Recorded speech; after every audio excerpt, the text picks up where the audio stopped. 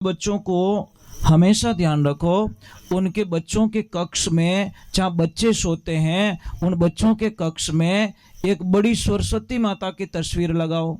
अब जो नहीं जानते अभी से मेरा चैनल है उसके ऊपर ओके करो, सब्सक्राइब करो और मेरे से जुड़े रहो। पूछना कि नहीं पूछना, भाई साहब की करो, धंधा पानी की करो, अब बार साहब बहुत प्रॉब्लम में हूँ। और गुजरात में जाना, अब किसी को भी पूछना, छोटा बच्चा हो चाहे बूढ़ा हो चाहे गरीब हो चाहे अमीर हो, भाई केम छो मजामा, भले हाजे खाવાનું न મળતો હોય તો મજામાં અને એ બધું ખોટું જ બોલે, બધું છે તો કે કાંઈ નથી મારા પાસે। तो ये ध्यान रखिए, लाइफ में ध्यान रखिए। एक लाइन गा सकोगे? हिम्मत है आपकी? बहुत मुश्किल है, देखता हूँ कौन हिम्मत करता है। गाओगे? पक्का? ठीक है, गाइए। जितना दिया ईश्वर ने मुझको, दिल से गाना, फॉर्मेलिटी मत करना। जितना दिया ईश्वर ने मुझको,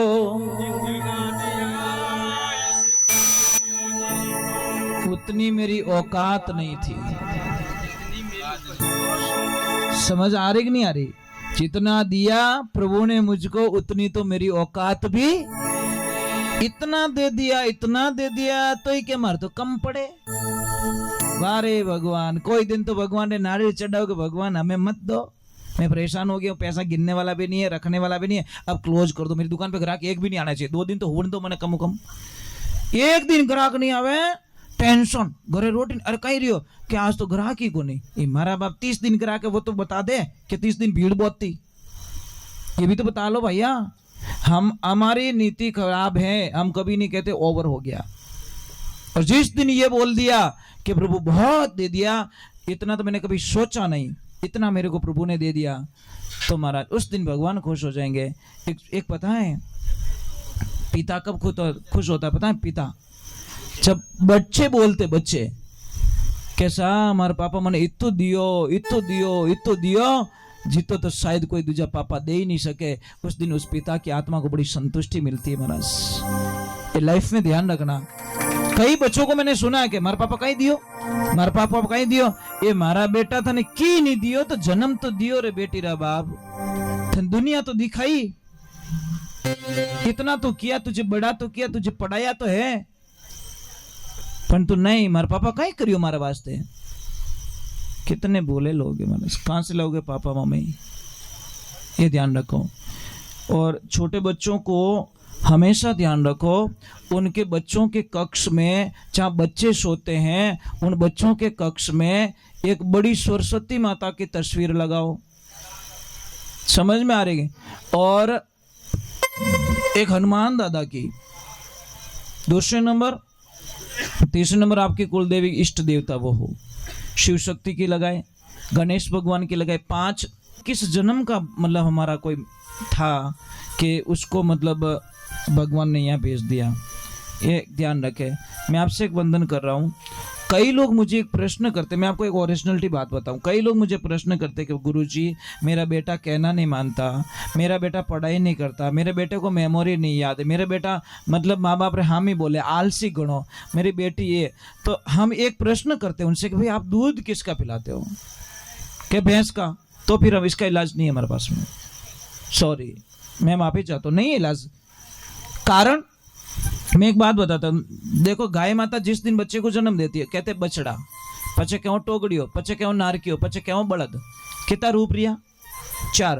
और भैंस दिन जिस दिन जन्म दिया ने उन दिन पाडो मरे जीती पाडो ही जे। दिमाग में सोच लेना, हमारा गहरी बात बोल रहा हूँ, मरे जीती वो पाडो ही रेवे। दूसरे नंबर भैंस के बच्चे को देखना, जैसे दूध पिएगा आलस करेगा, एक तरफ जाके सो जाएगा। और गाय के बछड़े को देखना, जैसे दूध पिया पूछड़ो ऊंचो करी, चौथा गियर में गाड़ी गाल रनिंग स्टार्ट, 15-20 मिनट के हाथ ही नहीं आवे, क्योंकि दूध पचाना जानता है। तीसरे नंबर बात बोल देता हूँ, आप कल एक अनजान गाय को एक रोटी देना, गुड़ देना, अनजान जिस गाय को लेन देना नहीं है, टाइम देख लेना कि 5:05 पे दी। सेकंडे 5:05 पे वो गैया मैया वापस आपके घर पे आ जाएगी। और भैंस को बादाम का हलवा खिला के भेज देना।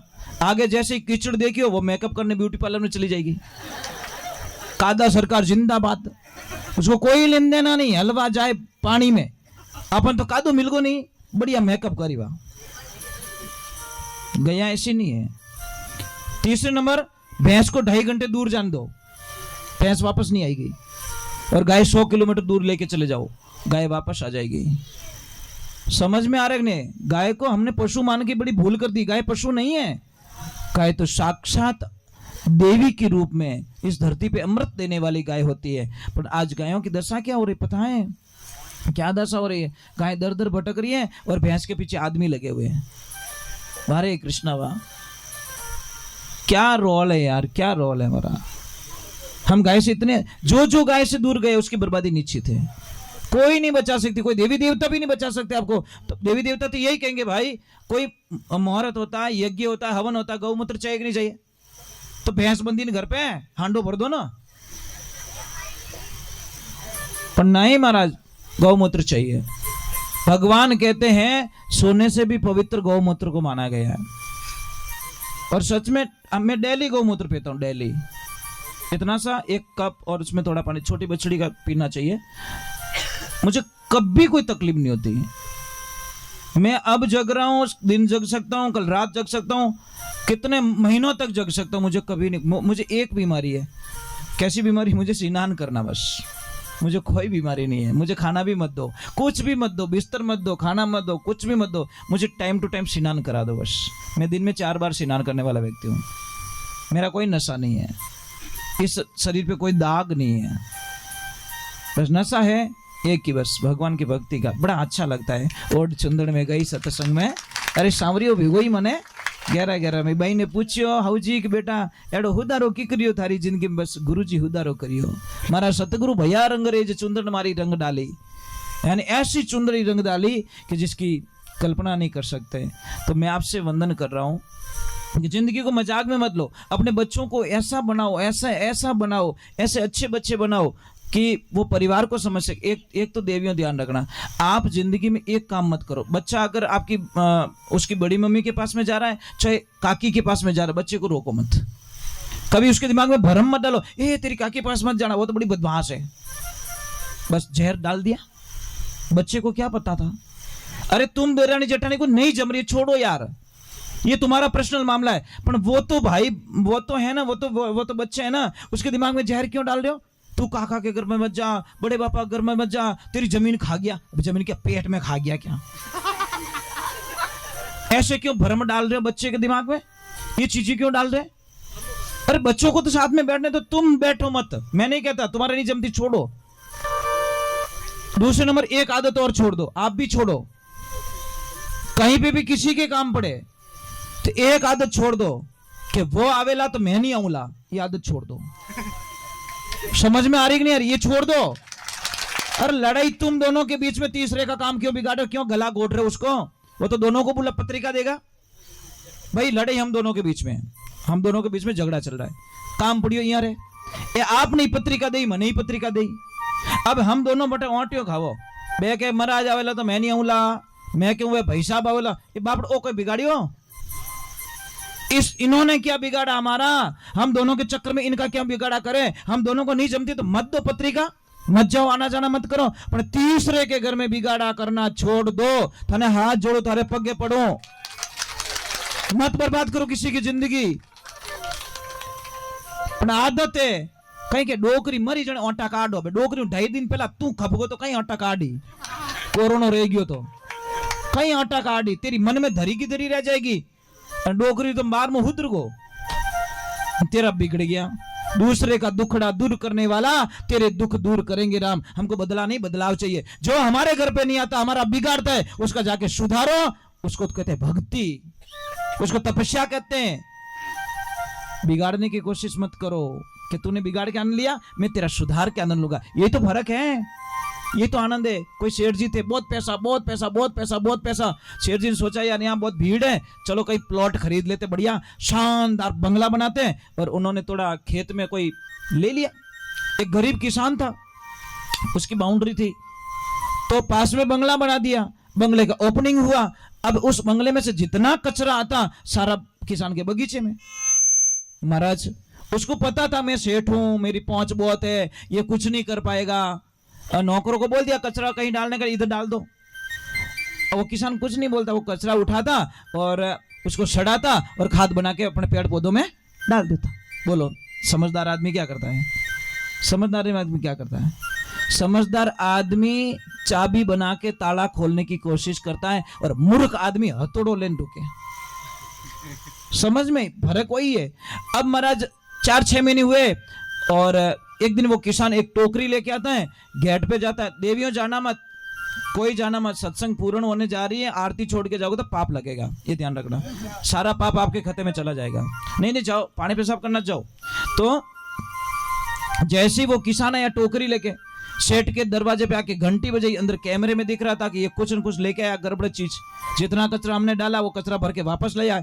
नौकरों को बोला आती उसको आरती उतारना स्टार्ट करो, कुछ नहीं कर पाएगा, इसको अंदर डाल देंगे। जैसे ही दरवाजा खोला वो गरीब किसान था, वो बोला जय श्री कृष्णा राधे राधे। तो सेठ ने बोला यार लड़ाई का तो मूड नहीं है इसका, लड़ाई करने वाला जय श्री कृष्णा नहीं बोलता, राधे राधे नहीं बोल सकता। तो कैसे हो सेठ जी? अच्छे हो, मैं अंदर आ सकता हूँ? क्या आइए आइए। ले जाके बोला लो सेठ जी। अब सेठ जी रे मन में चोर रे मन में चांदनो कि जो कचरा दिया वो बेटो पैक कर लायो पाछो। तो जैसे ही बोला सेठ जी कुछ प्रसाद है के मंठा है? हाँ प्रसाद है। सेठ जी खोल के तो देख लो। जैसे ही खोला तो अंदर पीली पीली रस भरे आम थे, बढ़िया मस्त मस्त आम थे। सेठ जी की आंखों में आंसू हो गए, भाई हमने तो जिंदगी भर तुझे तेरे बगीचे में कचरा डाला। तो उस आदमी ने जवाब सुनना महाराज, उस आदमी ने क्या बोला? सेठ जी इसमें आपकी कोई गलती नहीं है, कोई गलती नहीं है। आपके पास में जैसा था वैसा आपने दिया, मेरे पास में जैसा है थोड़े कचरो ही दे तो हमने कचरो तो देवो ना, और मेरे पास आम है तो मैं आम दूंगा। सेठ जी तो ऐसे ही मर गए। हाँ लाठी ना टूटी सांप भी मर गया, कितना प्रेम से मारा गया। आपको ने कचरो ही दे तो आप कचरो ही तो देवो।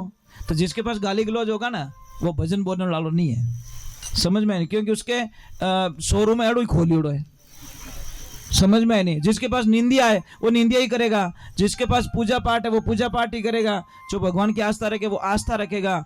इसलिए ध्यान रखे, दुनिया की परवाह छोड़ दीजिए और हमेशा जिंदगी में आनंद लीजिए। तो महाराज मीराबाई को बहुत सारा लालच दिया गया, बहुत सारा लालच, इतना लालच दिया कि शायद मीरा उस लालच में पड़ जाए, पर मीराबाई एक ही शब्द पे अड़ी रही।